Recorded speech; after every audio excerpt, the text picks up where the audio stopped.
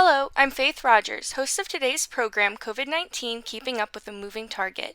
This is the April 2nd episode of DKB Med Radio's Coronavirus Educational Series. Thank you for joining us. This activity is jointly provided by the Postgraduate Institute for Medicine, DKB Med, and the Institute for Johns Hopkins Nursing.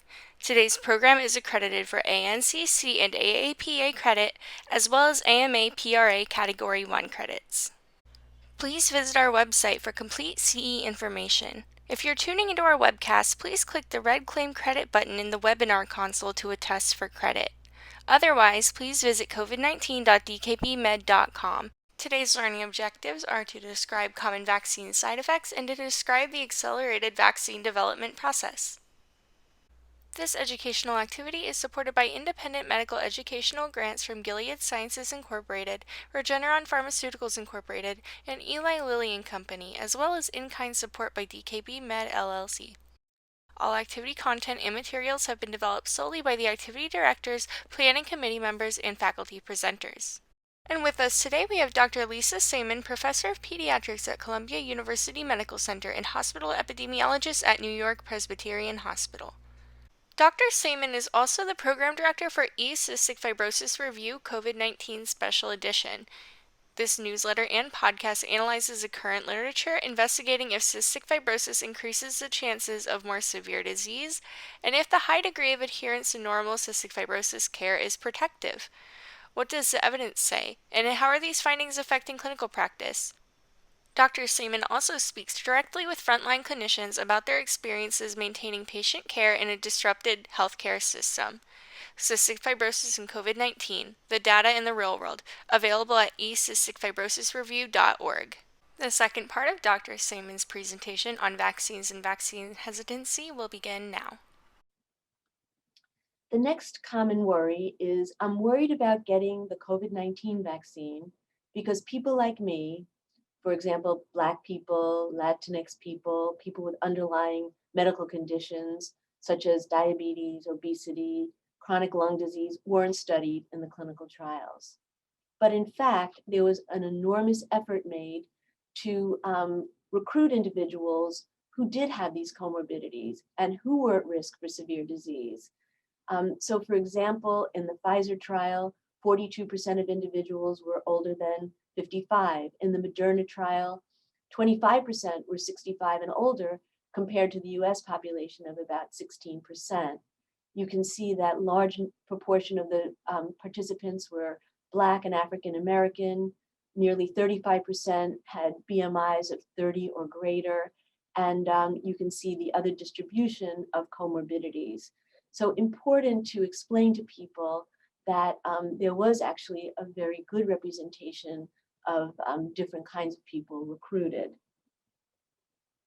Another common worry is I'm worried about getting the COVID-19 vaccine because I had allergies to foods such as eggs and peanuts, medications, and bee stings. And we all know that some of those allergies can be very severe, but this is not a contraindication to getting any of the current COVID-19 vaccines. For people with a history of hypersensitivity or anaphylaxis, we observe those individuals for 30 minutes after getting vaccinated. But the anaphylaxis that very rarely has occurred to the COVID-19 vaccines is very limited and is to the PEG, the polyethylene glycol, present in both the Moderna and the Pfizer vaccine. So it's important to probe patients for allergy to PEG or to sorbitol for the Janssen vaccine. But again, allergies to these other types of things are not a contraindication to vaccination. People are also worried that the COVID-19 vaccines can cause severe side effects. It's very important to counsel people about the potential for side effects and to normalize them and to explain that they aren't dangerous. It's unpredictable. Some people have no reaction to the vaccine, but others do, and it can be described as having symptoms are a normal process of building immunity. The most common reaction reported is soreness at the injection site, which is common to all vaccines that are given intramuscularly. The next most common are fatigue, headache, muscle aches, and joint pain, and fever is less common. Reactions are more common with the second dose and more common in younger individuals. For most people, these side effects last no more than a day or two and can be relieved by either Tylenol or non-steroidal anti-inflammatory drugs, NSAIDs. However, we do not suggest that people pre-medicate before receiving the vaccine if they're worried about getting side effects, because CDC says that theoretically the immune response could be blunted. As with any medication, any vaccination, hypersensitivity, allergic reactions, and anaphylaxis can occur, but these are fortunately very rare with the COVID-19 vaccine. Thus far, it looks like there are about 5 cases per 1 million doses of the Pfizer vaccine and 2.8 cases per 1 million doses of the Moderna vaccine. Data for Janssen are still emerging. Other worries are that the COVID-19 vaccines may cause infertility or miscarriages. There are no data to suggest this. In fact, there is a vaccine registry for pregnant women that is ongoing with over 30,000 women that has not shown any adverse outcomes thus far, and that continues to be monitored. It is important actually to counsel pregnant women to consider receiving the COVID-19 vaccine because pregnant women are actually at risk of increased severe illness from COVID-19. Both the CDC and ACOG, which is the American College of Obstetrics and Gynecology, as well as the WHO, have recommended that pregnant women be approached about potentially getting vaccinated because of their risk of increased severe illness from COVID-19 vaccine. Similarly, women who are breastfeeding can get vaccinated, and people who are planning to have a family during their family planning phase prior to getting pregnant, it is a great opportunity to get them vaccinated because they won't have to worry about their concerns about getting vaccinated during pregnancy. Another common concern is that the COVID-19 vaccines can change someone's DNA and lead to long-term side effects. That is also not true. The messenger RNA vaccines never even enter the nucleus of host cells, and the adenovirus DNA vaccine do not interact with host DNA. Another concern is that I already had COVID-19, so I don't need to be vaccinated. We don't know how long immunity persists after having had COVID-19, and there's also some literature that suggests that the level of immunity induced by the vaccine may actually be higher than that induced by COVID-19 vaccine. So we do recommend that people who have had COVID-19 still get vaccinated. Another concern is that people will only need 1 dose of the mRNA COVID-19 vaccine. That is not true. We know that the efficacy that I told you about earlier, greater than 95%, is really linked to getting 2 doses. An analogy I like to use is the following. Think of the first dose as going to kindergarten. It's like having our immune system learn the alphabet and learn how to begin to read. Whereas the second dose is like graduating high school, whereby our immune system has been fully boosted. So it's crucial to receive both doses. And then finally, after getting the COVID-19 vaccine, I won't have to wear a mask or practice social distancing. And I know we're all healthcare providers on this call, and we are still required to wear our masks and when around others, to continue to wear our full PPE, perform frequent hand hygiene, and practice social distancing. There is a loosening, of course, of some of these restrictions in some smaller social settings, and I know we're all eager for the day when we can return to what I refer to as the before times, before the pandemic. So the causes of vaccine hesitancy truly vary, fear of side effects and safety concerns, but I think it's important to acknowledge personal or group experiences of racism, mistreatment, abuse, including terrible things that occurred in healthcare, particularly to the African American Black population. The Tuskegee experiment, where men with syphilis were left untreated, is a horrifying example that people resonate with this to this day. So it's very important when counseling people to have a frank conversation if this is one of their concerns. There's been enormous politicization of vaccines and COVID and disinformation that has been magnified by social media. So again, when counseling people, it's important to ask them why they don't want to get the vaccine so that you can give them accurate facts. Anti-vaccine advocacy, we were plagued by that, of course, prior to COVID, and something that we're coping with now. And then suspicion that individuals have about the motivation of pharmaceutical industry and a history of abuses, and then true mistrust of government authorities, science, and the healthcare industry. But frankly, what everyone has said over and over again is that information coming directly from their physicians and other caregivers is their most trusted source of information. So when we teach ourselves and others to combat hesitancy, it's important to use this concept of motivational interviewing. So this is very patient-centered.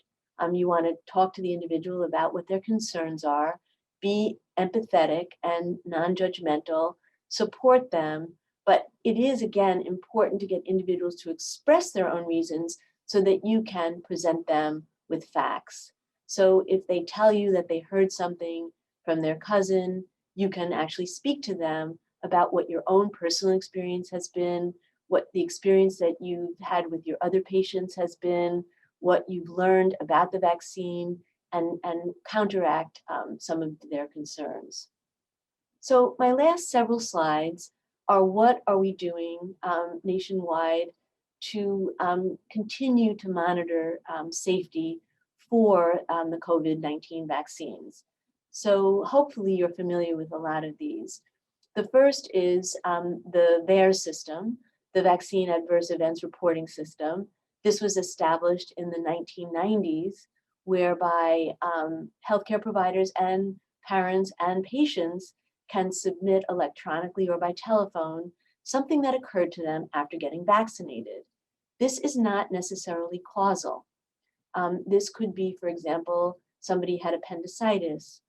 This could be that somebody got hospitalized for a kidney stone. But also it captures things like hospitalization with COVID-19 following vaccination. So this is an opportunity for experts to look at all of these reports and put them against the background rates and see if there are any emerging safety signals. The best example of the VAERS system working beautifully well was the initial rotavirus vaccine. So as you now know, it was linked to intussusception, which there was no safety signal because of its rarity during the vaccine trials, but in the post-licensure rotavirus vaccine VAERS report, intussusception arose and was far above baseline rates. And of course, you know the story, the vaccine was removed from the market and a new vaccine is in place that is not associated with intussusception. So an excellent way to do post-marketing surveillance of safety. So again, I'll emphasize it may not be causal, but we want people to report. The next system is the CISA system, the Clinical Vaccine Safety Assessment Evaluation System, and they work very closely with VAERS, reviewing these reports that come in for potential causality. Hopefully, those of you that have been vaccinated enrolled in the VSafe after vaccination health checker. This system is the first time we've utilized it for COVID. And so people voluntarily enroll and we get text messages asking us how we're doing.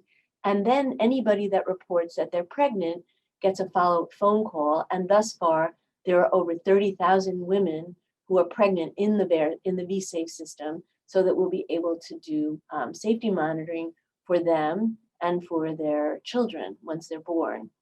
And then finally, the Vaccine Safety Data Link, VSD, has enrolled Genesis Healthcare nursing homes. This is the largest nursing home provider in the United States to do post-vaccination monitoring. Thus far, the signal there looks like that vaccinated individuals have a lower risk of mortality, which is wonderful news, but needs further study. and then also databases through HMOs that look at vaccinated individuals and things like rates of Bell's palsy, Guillain-Barré, for example, in the background, as well as vaccinated individuals and unvaccinated individuals within this HMO system.